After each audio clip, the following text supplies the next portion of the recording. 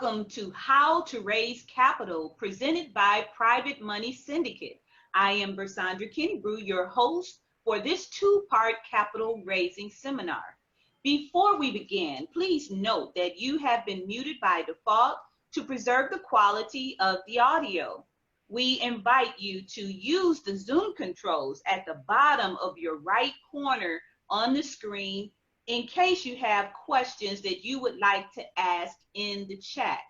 Again, there will be a Q&A session at the end of this recording, and you will be able to ask any questions, but please use the chat for now in case you have any questions. And now for our presenter, Mr. Tony Calloway. Thank you, Bersandra. I really appreciate that enthusiastic introduction. And I want to thank each and every one of you who are here for part two of our How to Raise Capital two-part virtual discussion. So we're going to go over a little bit of what was discussed on last week's session, and that some of you may have not been able to participate. That one is available for you to review later in detail, but to give proper context of what we'll go through tonight, I'll address those things. And of course, we're going to get down to part two, which is after we've talked about why most businesses fail to raise capital and how to solve those situations. We'll get into the 3 steps to raising capital. That's what we're here to talk about tonight. The 3 steps that's going to get you positioned for the money that you need to start and grow your business. So the quick recap on part one, we went through the reasons why most businesses fail to raise capital and how to solve those situations. So in review, I went over the 10 reasons why over 90% of businesses fail within 5 years. And to hit the list real quick, the business is a bad idea in the first place, insufficient capital to start, no plans or lack of discipline and execution, wrong people, poor staffing or HR practices, insufficient capital to promote, advertise, and grow revenue, poor customer service, poor discipline in managing business finances, owners got tired and quit, and number 9, business runs out of money, couldn't sustain profitability, and number 10, business lacks access to capital to survive in a crisis. So we spent a lot of time talking about those because, a lot of times they say, if you know the main things not to do, then that leaves a very short list of things to do. So to put it in context, we've set up last week more focus on the kind of things that cause problems for business in an effort to raise capital. And tonight's session is going to be focused on the few things that you need to do. We discussed also some remarkable truths that there are trillions of dollars in the banking industry as well as trillions of dollars in the private capital world that are available for businesses that qualify as far as the banks are concerned, and for businesses where their intentions to use the funds make sense in the private capital world. And that our economy is based on lending, a fractional reserve system, this fiat capital, and not to get into a lot of details there. Our global economic system is based on consistent activity in the area of lending and repayment, in as much as our currency is not backed by gold any further. And the latter 3 of those 6 remarkable truths are that when it comes to debt, we often hear that in our personal lives we need to avoid debt, but debt is an important tool in finance as far as businesses are concerned. And it's important that you, as an entrepreneur, a person seeking to grow your business, learn how to have access to and how to manage debt capital. Most people often think that having an equity partner or somebody who's in partnership is a great idea, and it can be, but most often for small startups, the more practical solution would be to have debt as opposed to equity partners, because let's just say you go in 50-50 with somebody and all they did was bring money to the table. Well, that means that you're going to be giving them half of the profits of the business from here on out, unless you buy them out, which would be expensive too. Whereas if you had debt at say 15-20%, after that's paid off, you don't have any other obligations that you have to take money out of the profits or share with any other parties. Now, when people who come in with capital as an equity partner also bring skill sets or contacts or some other valuable asset into the business along with capital. The money actually binds the relationship between the two parties who put their resources of time, effort, intellect, and or contacts toward generating revenue and operating the business. That makes more sense. But just for money, equity is generally not a great idea. And the last of the things is that working with the right know-how, you can raise $100,000 of capital regardless of your credit history or time in business. I know that sounds phenomenal, but it's true. But those are the 6 remarkable truths that were discussed last week. And I want to spend a little bit more time, and I have these up here, the key points that were the focus of our discussion, which is becoming fundable, the basics. Forming your entity, your LLC or corporation, and getting that tax ID number, and using that tax ID number to establish a business bank account, or like the 1, 2, 3 key steps to forming your business as an entity that can have commercial activity reflected in the bank statements. Following right behind that is, as I put, day 1, maintain your bookkeeping. You got to show your financial records if you're ever going to go anywhere seeking to raise capital. And make sure that all your business activity, your revenues and your expenses, are run through the bank account. Don't be trying to hide your cash so that you don't have to pay Uncle Sam. If you're hiding it from Uncle Sam, you're going to be hiding it from any lenders or investors, because anything they can't see does not exist as far as understanding the actual basis for your business. Some other wise things to do or to develop an advisory board or board of directors, so that anybody who is looking at your business for participation as an equity partner or as a lender sees that there are people outside of you who you are accountable to for the conduct and execution of the business plan and for the responsible use of the resources that are presumably to belong to the business. What belongs to you is profit after the business has taken care of all of its obligations and responsibilities. Having a board of advisors or board of directors is an important, mature presentation to anybody who's considering capitalizing your business, in as much as you have another set of eyes to whom you are responsible for performance. File your taxes, both business and personal. And it's always a great idea to improve your personal credit. For those we're going to discuss today, your EIN, or employee ID number based credit, is where you want to emphasize for your business. Oftentimes, your personal credit may be the first thing that lenders look at in an effort for quick cash infusion while you're developing your tax ID or EIN based credit. And there are a number of things we said, do you know about the different types of loans, purchase order financing, contract factoring, equipment financing, lines of credit, term loans. Most people just think a loan is a loan, but no, there are lots of different types, and we'll talk about proper capital structuring as part of our session today. So if you missed last week, that was a quick and dirty 3-minute recap. And so I hope that you are able to get some context as we go forward and explore part 2. Now, to give you some context, if you missed it last week, who am I? Tony Calloway, the private money godfather. Well, there it is. I've been around in business and personal finance for 3 decades. I teach this stuff in school, but more important, or equally as important, I would say, is besides the academic, I'm a tactician and a technician. I do this every single day. Not just talk about it, I be about it. As a business owner since 1988. I've been able to consult with hundreds of investors, both for real estate and small businesses. And so far, as the Private Money Syndicate, we brokered over $75 million in financing for businesses and real estate investors over the past 4 years since 2016.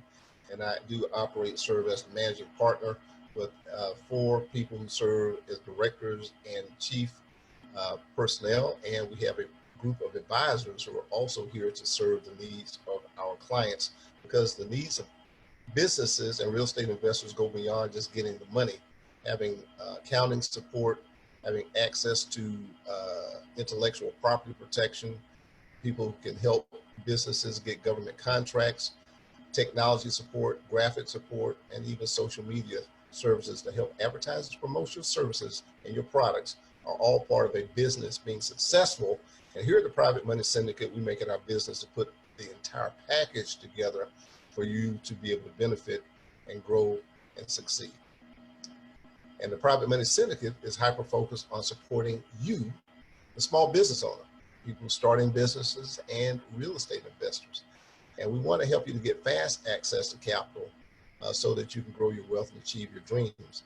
And the important purpose of our being together tonight is to show you how we're able to help you to raise that capital. And you can learn everything you ever want to know about us, the Private Money Syndicate, at our website shown here, www.privatemoneysyndicate.com.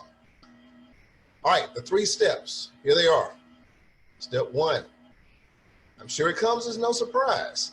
Develop your business plan. Step 2, the one that you probably hadn't thought about, is to build your compliant loan or investor package. And you're probably saying, exactly what is that? Well, you will know exactly what that is before we're done. And that is very important to make sure that it's very critical and often neglected 3rd step. The capital match can be done successfully. All right, so we're going to take these 3 steps in detail, one at a time. Now, to give you something to look forward to, there is a pot of gold at the end of the rainbow. Yes, look at all these banks. And there's one thing in common about every single one of them, and that is if you have accomplished all 3 of those steps, in all likelihood, these folks will lend you money for your business. Yes, each and every one of those listed has been a lender who has funded clients who have gone through the exact process that you're learning about tonight to be able to get funding for their businesses with the help of our technical assistance provider and the Private Money Syndicate. So I hope that this gives you inspiration, because oftentimes, most of the time when people think of borrowing money, it is out of desperation. That is not what we want. We're going to talk about how, with the right resources, the right plan, and the right understanding and guidance, you'll be able to tap into these banks that you're looking at listed here. And there may be others by now, as I understand, but I'm sure you recognize some of the big national names like Capital One, Citibank, JP Morgan Chase, and Bank of America and American Express. But even some of the local banks that we have in the communities that you live in would equally be as interested in helping you to access capital through them, because that's how they make their money, by making good loans to people who have solid business ideas, solidly represented operational plans, and the other resources that money is going to help bring into reality to serve customers, pay all the bills, and pay all the staff, and create a profit for the owners. That is what business is about. So yes, these banks are the pot of gold at the end of the rainbow. So when we look at step 1, develop your business plan, I took this from SBA.gov as a quote, and it says, creating a business plan is one of the most important steps you'll take, because the plan serves as your roadmap for the early years of your business. And the business plan generally projects 3 to 5 years ahead and outlines the route a company intends to take to reach its yearly milestones, including revenue projections. Now, I know that sentence seems fairly simplistic. I'm not going to complicate it, but the preposition because, it says is one of the most important steps because the plan serves as a roadmap. Oftentimes when people start a business, they just start, and that's normal. It might have even started out as a hobby, and that is fine. There are lots of businesses that never do a formal business plan. And those businesses bootstrap, and they might become successful. In fact, they might be some of the Fortune 500 companies that we have today. Some of the companies like Apple and Dell Computer, we hear that they started in somebody's garage, and I'm sure they didn't start with a business plan. However, when you seek to bring outside capital into your business, you have to be able to present and articulate the idea and how the idea is going to manifest itself to other people who that is their reference point. If you and I both have a map, no matter where we're standing, we can meet at a certain place if given the appropriate amount of time for us to get there, because we have a common resource that we're using to guide our activity. Well, for a banker or an investor to understand, here's where you are, here's where you're seeking to go, here's what you're going to do to get there, and here's the resources that you need, money being one of those resources. How else could anybody expect to be able to align their interests with yours, assess the risk and probability of your success, unless there is this document that we call a business plan? It doesn't happen. And that is why most people are not successful when it comes to raising capital, because they do not have an SBA compliant business plan. Now, as I talk about this, I'm sure you're looking at the several points off there to the side. A business plan might take various forms, but what we're showing you here today is the chapters or the elements of a business plan that meets the requirements of the Small Business Administration that they want to see completed appropriately, and their intention to guarantee funding that a bank might loan based on what you present in the business plan. So you can look these up in more detail. I want to give you the Cliff Notes versions on each and every one of these. So your executive summary, like most summaries, it's going to cover everything, but it's going to hit the highlights, the key points, the things that a person wants to get a basic contextual understanding of who you are, what you do, how you're going to do it, when you're going to do it, what is it going to take to do it, and how much you're going to make. That's basically what your executive summary covers. Now, that summary is extracted from the details that are presented in the other parts that follow. The company's description, being able to describe what your company is, where it started, what it does in a very clear sense that somebody can, even if not looking at pictures and things that you can have as illustrations, have some construct in their mind's eye as to what your business is all about. Now, oftentimes people's business names, for example, Twilio. Now, what is that? Well, that's a technology company. You know, if you say Jones Plumbing and Supply, that one is very clear. And obviously the company's description should match that. But, you know, being creative with names nowadays is in vogue. So you don't have to necessarily have a descriptive name. But from the standpoint that in your company description, you need to make sure that that gives somebody a clear understanding of what the business does. Now, the business does not operate in that sense in space. It's operating within a market. So analyzing the market is a mental and a disciplined process that there are tools and resources to help you to do a very good market analysis.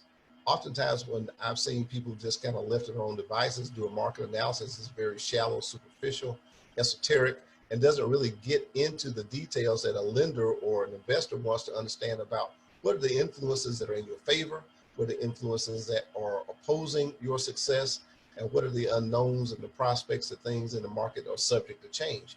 We're all experiencing that right now with the COVID-19 pandemic.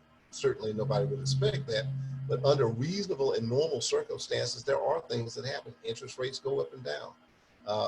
There are major employers that may or may not be in the area for an extended period of time. There are technologies that compete and ultimately in some cases replace maybe legacy means of doing certain activities. And all these things are what the market analysis is going to look at. And as part of the market analysis, you're looking at how those things affect the people and the demand for what it is that you sell and who you're competing with. So that ties into your competitive analysis. For any other provider of similar products or services, or that compete for similar dollars, let's just say you have a restaurant. Okay, your restaurant might be let's say a fast casual type dining establishment.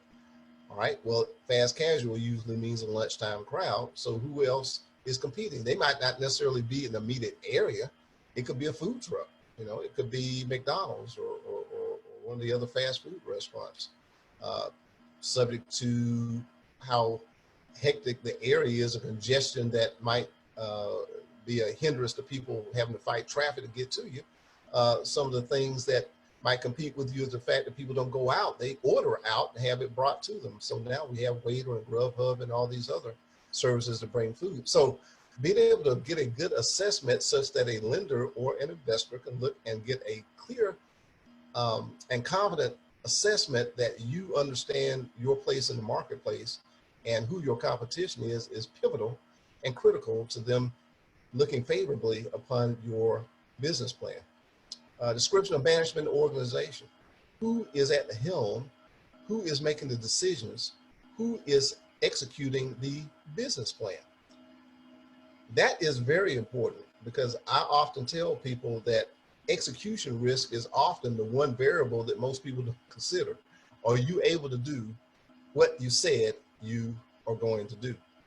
In reality, people need to be able to read and look at your background, your experience, or the background or experience of the people who you have surrounded yourself with to see and be confident that this plan is just not pie in the sky, but there are real people with real acumen, with real understanding and skills who can take the plan and execute it and who can respond to the inevitable uncertainties that come along with being in business. We have a breakdown of products and services, being able to describe those in very clear detail, having pictures, obviously, as we live in a very visual and digital time in the world, that would help people to understand graphically what it looks like, because ultimately, if it's on a shelf somewhere, it's got to compete visually with other products. If it's a service, giving some inside assessment of how the service is delivered. Is it an office? Having pictures of office, is it something that's done through some digital delivery? Again, to be able to be graphic is one thing, but you need to also describe it. If it's patented, certainly, being able to illustrate that you have a patent or have applied for a patent pending. Any of those kind of things are very important as it relates to your product and your services. These next two are very important, and often they're, I would describe, unless you go through the process that we prescribe for you, tend to be very anemic.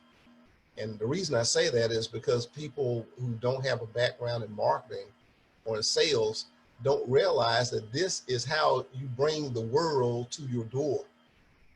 Marketing, the way I describe it, is what gets people in your store and up to the cash register. And sales is what gets them to take their debit, credit card, or cash out their wallet and put it in the cash register. All right, marketing is the promotion, the logo, the banner, anything that lets the world know that you exist, what you have, and the value that you provide as a solution to a problem in their life is what marketing is about. Sales may be, do you have salespeople? Do you use direct mail? Do you use online transactional resources and things like that? How do you transact business and sales? How you let the world know that your business exists is marketing. It's very scientific. It takes a lot of thought. It can be rigorous, and not to say that every business that doesn't do a great job fails, but oftentimes the ones who give it the just desserts that are required do very well, because as someone looks at your plan, they get a very good understanding that you understand the art and the science of marketing and sales. And that is how you take your product, deliver the value to the customer who will pay for it, not only once, but if they are repeat customers, as clients tend to be, what's the scope of your business and how that business is going to scale from its very beginnings into a business that might be a global dominant giant. The plan, as you articulate these things over 3 to 5 years, as you address the marketing and the sales, is going to show you growing your revenue or your revenue suffering. It's going to show you growing your margins and your profitability, or it might show where those things suffer. And because of maybe seasonality and things like that, that goes into your funding profile. So if you have a business, let's just say a business that caters to people in the summertime who are outdoors and things like that, where when the weather turns cold, which we don't have much of a winter down here in Georgia, but if you're in one of the states where it tends to be a longer winter, then if you have to maintain some staff and activity, you might need to have a line of credit or capital to cover those lean periods while you're really making your money during the warmer parts of the year.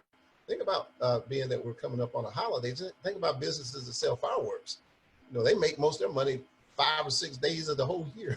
So understanding the marketing and sales and those kind of things do have some bearing on the next point, which is request for funds.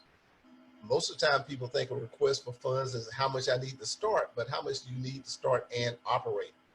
You know, every business starts as an idea. It starts as they would say, a glimmer in your daddy's eye kind of thing, in that the hope that this notion, whether it's money you have in the bank or money that you're able to track, it's going to take so much money. It doesn't matter that you don't have it. It matters this is what it's going to take for you to be successful with it. So understanding this request for funds is one of those maturity things that a lender is going to look at, and I'm going to give you the best analogy I can think of. That is, if a river is 300 yards across and you only have enough material to build a bridge that is 250 yards, it's just as bad as if you didn't have one at all.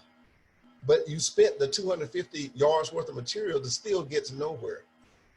A banker or an investor is going to look at that, but more importantly, you need to know what it's going to take so that you can adequately resource your business so that you get all the way to the other side. You don't stall out, you don't fall short.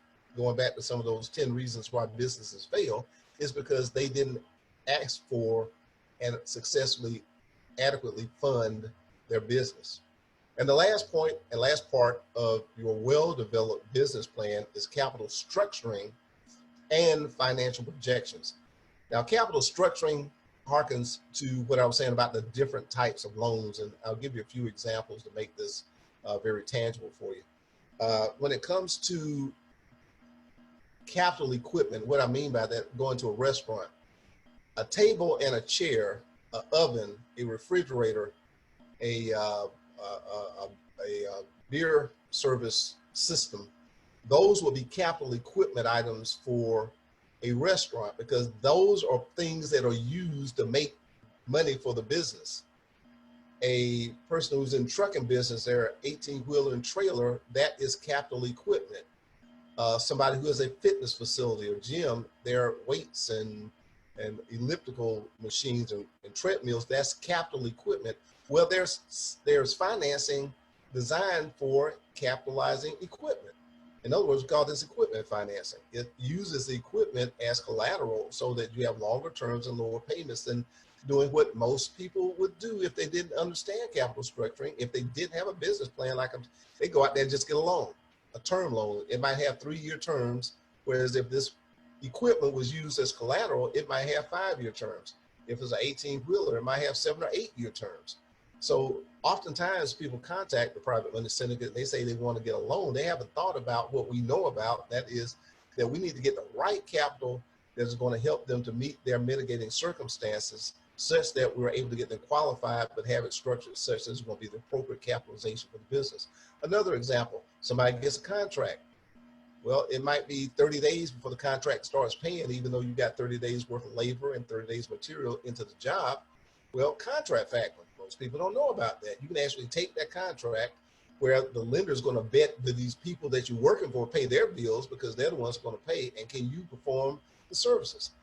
Well, assuming that they pay their bills and you can do the work, they'll give you a lot of the money up front so that you can go ahead and they will collect that money from the party that you're performing the service for, whether it's the federal government, a local state government, or any other type of contract. You know, there are many other versions and forms of financing that aren't just a loan. There's lines of credit, which we're familiar with, call it a big credit card, that you can pay down and run back up within a given window of time. That gives you fluid and flexible access to money for circumstances, like I said, slow seasons, emergencies, being able to buy inventory in large quantities and get volume discounts. I mean, all these things are part of the intellectual process of going through your development of your business plan that helps you to have insight and informs your actions such that your business has a huge advantage and is very likely to succeed versus those who don't. And we know what happens in most cases then. So that's step one, developing your business plan. Let's go on to step two, build a compliant loan or investor package. Now, what is that? Now, most people honestly think, when I say loan, you think application, right? There's a lot more to it when we're talking about raising capital for your business. I'm probably not going to spend as much time because some of these things are reasonably explanatory. But the one important thing kind of slides side by side with the executive summary of your business plan. That's your one-page pitch sheet. Okay, it summarizes what it is you want, what you're going to do with the funds, what those funds are going to be used for, and how that's going to help you to make the money to service the debt, make a profit for the business. Real quick, fast, and dirty. But that is extracted from the details of the plan. You also have an executive summary, which is more detailed than your one-page pitch sheet. It might be 2-3 pages long. describe the opportunity in the marketplace. These things are extracted from the business plan, execution, extractions of the marketing plan, sales plan, operations, and key milestones. And by key milestones, we mean what things are going to be occurring at different points along the path of this business over the next 3 to 5 years. Company information, financial plans, and again, it starts with key assumptions because we are planning, which means we don't have absolute knowledge and certainty. But what are the things we assume to be true?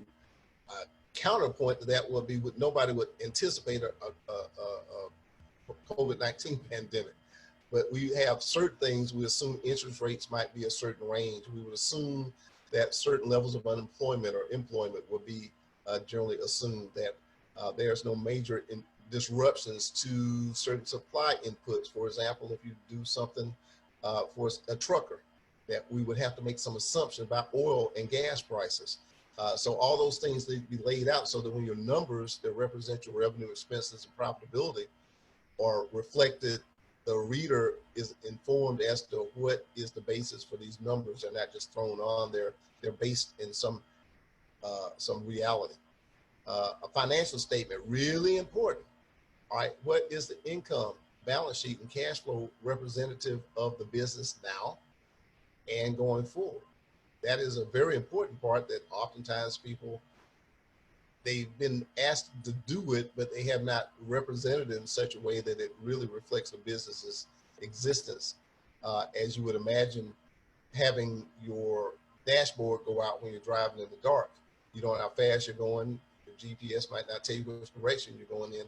Your financial statements or your gauges that tell you how much fuel you have, tell you how fast you're going, that tell you which direction that you're going in. Now, a car is probably two-dimensional, where if you're flying an airplane or something like that, it's 3D. You really need to know where you are in space, where your financial statements help you to understand where you are in space as far as business is concerned.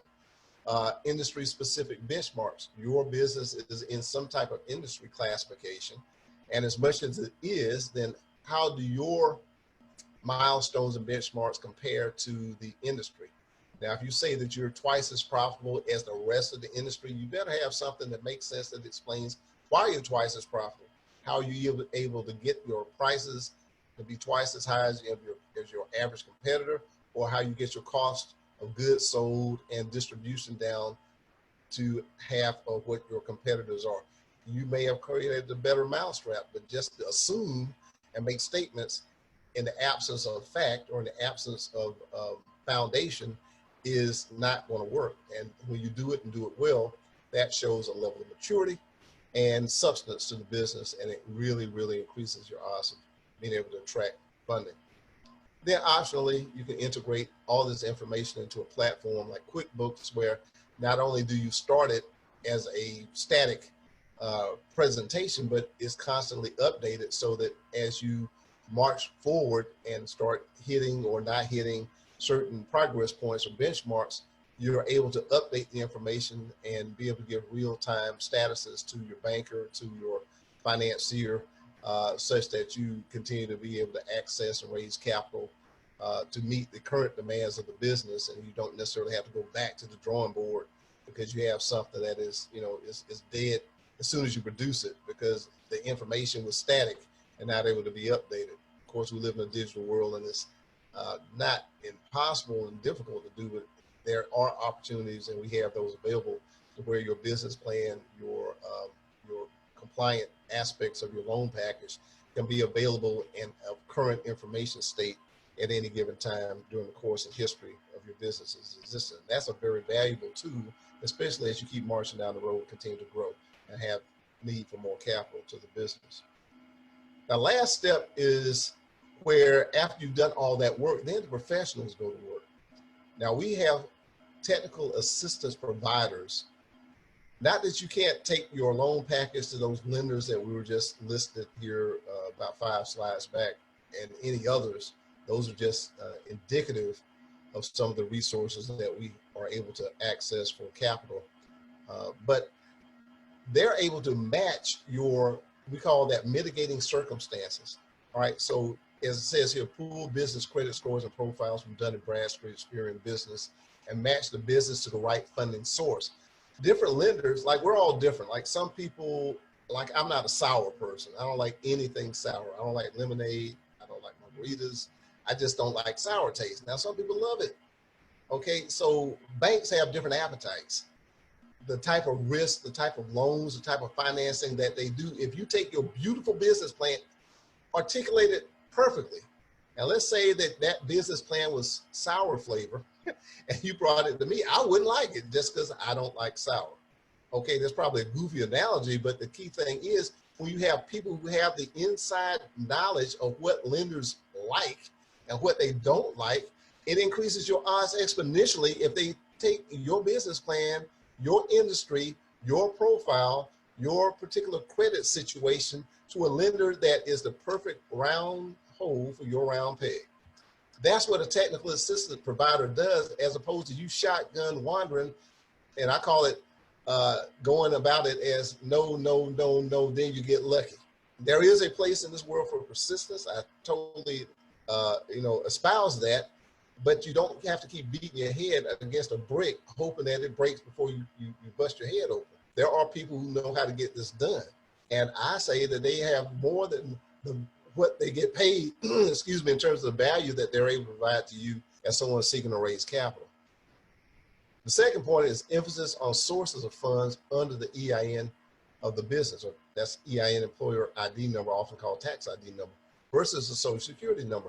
Most businesses who do not go through this process, even if they have an EIN, do not raise capital using it.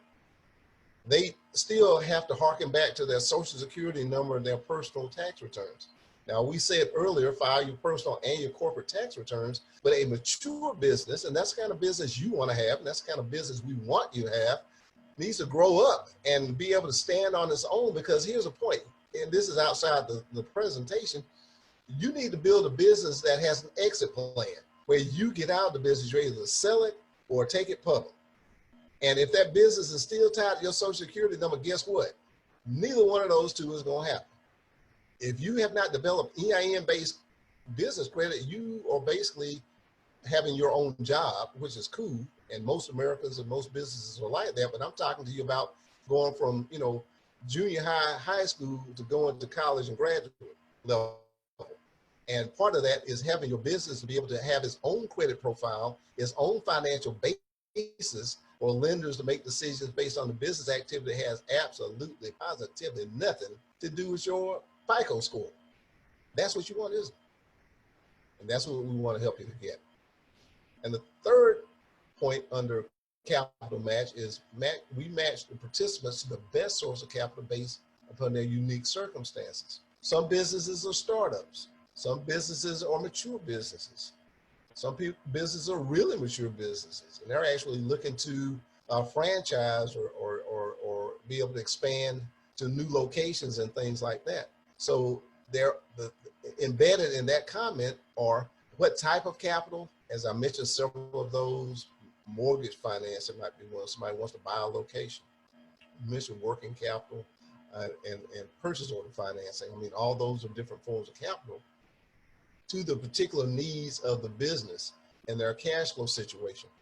Again, the expertise that goes into making the right matches in terms of capital structuring after we found a lender who will loan money or investor who will infuse money into a business based on the business plans and the business's activities, if the business is functioning, is as much science as anything else. But if you don't know the science, then oftentimes businesses don't do it well. All I'm saying is that we have experts who work with us at the Private Money Syndicate, and that is what they will do for you. Because the object of the entire exercise within our economy, as I said earlier, is that we have to have a consistent and growing volume of lending and repayment. So from the standpoint that being able to attract capital, and as I mentioned, debt capital is cheaper than having equity, unless somebody's bringing some expertise along with their equity, then this is the foundation for you to be able to develop a very successful basis and a very successful operation and a very successful growth plan for your business. So we had the 3 steps. We had to establish and develop your business plan. We had to develop the compliant loan or investor package, and then the capital match. Those 3 steps are the thing that take you to the other end of the rainbow. Here they are again. And it says that matching your business profile to investors and business loans, lines of credit, and revolving accounts available from banks like, it's the same list. But once you've done the work and have the document, which represents the thinking and the preparation to be able to do something well versus failing to prepare, failing to plan, and in all probability, failing to do something well, is all about removing risk. Lenders are risk averse. I mean, we're all risk averse. Most people will take the safe route. And the safest route is to say no to somebody who doesn't sound like, look like, or act like they know what they're doing. What we believe in here at Private Money Syndicate is that you need to be deeply immersed in the psychology and the intellectual side of your planning and process. You don't have to have all the answers. We're here to support you with resources like our technical assistance providers. We have certain programs that can guarantee capital raises. We have programs that can help you to get this type of business plan, your loan packaging, and your capital matching done with you. It can't be done for you because it's your idea. It's your thoughts. But how many times have we bought a ticket and gotten on an airline? Now, a lot of people don't realize I had a private pilot's license. I paid a lot of money for it. And I realized I didn't like flying. It wasn't as exciting as I thought it was going to be. I thought it was going to be thrilling. Yeah, honest to God, it's like being a small plane. It's like being on a riding lawnmower 10,000 feet off the ground, just going, then have an air conditioner, it's hot and all that stuff. I'd rather buy a ticket. Nah, I gave up on that. But the fact of the matter is somebody else already knows how to fly the plane. Somebody else has already invested in the plane. All I got to do is just chip in with a few other people and get on it. Now, we have resources on that same vein that all the intellectual process to help you to get a well-developed capital raise is already pretty much economically organized. All you have to do is just do your little part to participate in it and have your own success to arrive at your destination safe and sound with our help. Now, when we look at this graphic right here, this is, as they say, the tail of the tape. And this came from Small Business Trends published back in 2016, but I firmly believe that the statistics represented in the survey are graphic and clear. If you got a business idea and you want to grow, or you want to secure investment capital, or you want to secure a loan, you double your odds of success by having a plan. You increase by 100% the probability of success by having a plan. You 100% reduce the probability of you failing by having a plan. So what would I do if I was you and I was smart? You got it. Have a plan. Now, to restate some of the truths from last time, more money is lost in opportunity cost than in overspending. The fact is, a lot of people say, I'm going to wait until. I have told so many clients, and thank God some of them listen, I said, you don't need to wait. You need to get a plan to get the money. If the business idea makes sense, people will loan you the money or they will invest in your business. You don't need to wait till you save it up. You don't need to limp along and bootstrap. You just need to sit down with the right people to give you the right help to put together the right documentation, evidence and fact, the strategy and plan for you to move your business from your idea in your head to reality that serves customers and clients out here in the world. That's what money's for. It's to bring ideas to life. And instead of you waiting and losing the hundreds or thousands or millions that you could have made by bringing value to the world, that's opportunity cost, and that's not necessary. I hope I made that clear to you today. Failing to plan is planning to fail. I don't need to beat that one. Action without thinking is the predominant cause of most failures. I think you would agree. Now, we'll spend a moment on this last bullet. Fear of failure is man's third greatest fear. Fear of public speaking is number one. Thank God for Toastmasters. Fear of dying is number two. We'll get right with the Lord. Because we all got to go that way. But fear of failure, the reason people fail is they don't prepare adequately. Some of the reasons people fail is that they don't think things through. They don't anticipate things that are reasonable to anticipate. Ultimately, you can back that all the way up to number two, which is they don't have a plan. The whole objective here at the Private Money Syndicate, and it's expressed in our motto, is your dreams powered by private money. We want to give you every possible resource, remove every possible excuse, give you a clear line of sight from where you stand to where you see yourself in your business or real estate investment success 3, 5, and 25 years down the road. We want to take some companies public. We have aligned so many resources to help entrepreneurs, business owners, and real estate investors to really live out the fulfillment of what they set their hearts upon when they began on the idea that it's going to be earth-shattering, life-changing, and it's going to make a dent in the universe. And we want to invite you to be part of what it is that we've done for so many and allow us the opportunity to do the same for you by helping us to help you to take advantage of the 3 steps to raising capital. So it's now time for our question and answers. And I don't know if we've got any. Sandra's on the other side. Maybe she can share any of the ones that have come through. But I thank you for your time and for your attention. I hope that I've shared some very valuable insights with you. But the most important thing I hope I've done is I hope I've given you some confidence that with the right guidance and the right help, you too can power your dreams, and you can do it with private money through the Private Money Syndicate. And with that, I'll turn it back to our incredible hostess, Ms. Cassandra Kennebrew. All right. Let's give it up for the Private Money Godfather. Thank you so much, Tony Calloway. This has been a wonderful 2-part series, jam-packed, full of information, resources, and we do have 2 questions that have come through the chat. And one is related to the business plan that you kept reiterating that we need so desperately. We have a question. They want to know, does Private Money Syndicate offer support with creating and developing your business plan? That is the question number 1. All right, and that's a wonderful question, and the answer to that question is yes. We have a program that we offer in conjunction with our technical assistance provider that walks you through not only the inputs, because as I said, nobody can do your business plan for you, they can do it with you. So they extract your vision, your ideas, your interpretation, and your projections of things in the future, and then they give you feedback. Now it's done through a virtual platform that's really amazing, but it's really proctored in that regard.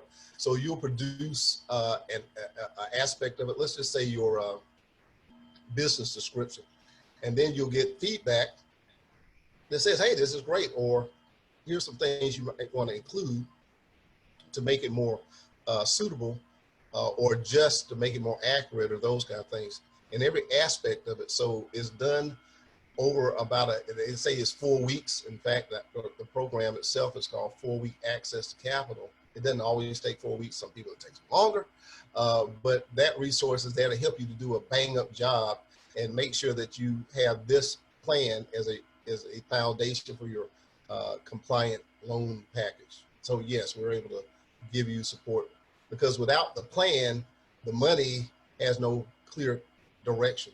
And so we really work as practically as possible, because some people need money right now for a crisis situation. But if you're early or in the growth phase of your business, I'd love for you to come to us. Let us help you to put all this together so that you know that you have not only the money, but you have the plan to make that money turn into the profits that you have, as your envisionment for the future of your business. Thank you for that question, Tony. Thank you, Tony. And we do have another question that is related to your statement about hiding your money is like also hiding it from your potential funders. That was a great statement there. And so this person is asking a question about, if you are a hairstylist or barber, what is the best way to acknowledge the cash payments that are coming to you when you have so many customers that are paying with cash? How can you reconcile that cash as a stylist or barber? Well, one of the things that I didn't spend a lot of time on, and I encourage you to go back and look at our first part, is that everything has an audit trail. Now, granted, there are some businesses where you don't have to do it. It's probably not even a general practice because, excuse me one second, because most people who, let's just say they're a beautician or stylist, their business is just that. It's just there. They're not necessarily seeking to open up new locations, do franchising or that kind of stuff. So having a history and record of everything's not important. But let's say that you're the exception. And let's say that we're using the example of a barbershop or stylist, because there are some beauty chains and so forth, franchises. All right, so somebody, you give them a receipt when they pay you cash. All right, so the receipt shows that they paid for it. Of course, they're not, maybe not want to get a refund on their haircut or something, but all right, so the receipt goes into the account, into the cash register with the cash. So when you have a record of what came in, because somebody might, accidentally miss a few dollars out of the cash register or whatever. All right, so even though you're in a cash business, if you're have a car wash or something like that where people pay cash, you need to have receipting, so you have a record of money that came in, so you can reconcile what came in versus what's actually in the cash register. The next step is you go put the money in the bank account before you pay your rent, before you pay your utilities, so you had a record of what came into the business, you had a record on the deposit, and you had a record of expenses, so that when you file your taxes, you show what you expended and what you actually made.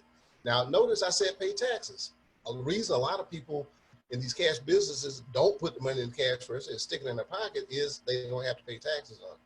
Now, all I'm saying is if you want to build EIN-based credit and your business is a cash-based business, you got to show what's coming in. You got to show that it's going out. I promise you that if you want to grow a big business, you're not going to be able to do it unless you're actually showing where the money came from and where the money's going. And you need to have two things. You need to have some type of receiving process or system, and you also need to have a system of deposits and expenditures that are based on your bank account, and then have somebody or a system for your bookkeeping, which could either be you have a bookkeeper or an accountant, or use online platform like QuickBooks or some software. And then you got everything you need in terms of the history from where the business started, what's going on in the current activity, the alliance with whatever your projections are, you hit them, exceeding them. How do you adapt? Because again, if you've got a business where, let's just say car wash, you've got rainy spells and people don't get a car wash, well, you might need to go to the bank to borrow some money to help you make it through this slow spell. Even if most of the money was going to be paid to you to cover your own personal expenses out of what would have been business revenue. Well, if they can see that you've been making money and we just got an episode here, then they feel a lot more comfortable advancing you that financing as opposed to, you're not being able to show that. So I hope that gives you some insights how all those things link together and why it's important to do as I just described. We'll have both the part 1 and part 2 housed on our website, privatemoneysyndicate.com. You see it showing here, privatemoneysyndicate.com. And it will likely be in our news section. It'll be on the website. We might have to start another page or section for videos and things, but you'll be able to go to the website and view part 1 and review part 2 here. As far as questions, you can either schedule a free consultation or you can email me, and I neglected to put my email address on here, but it's real easy to remember. It's Tony@privatemoneygodfather.com. All right, Tony@privatemoneygodfather.com. You can email any questions, or you can schedule by going to the scheduler function on our website, and we can discuss whatever you want to know.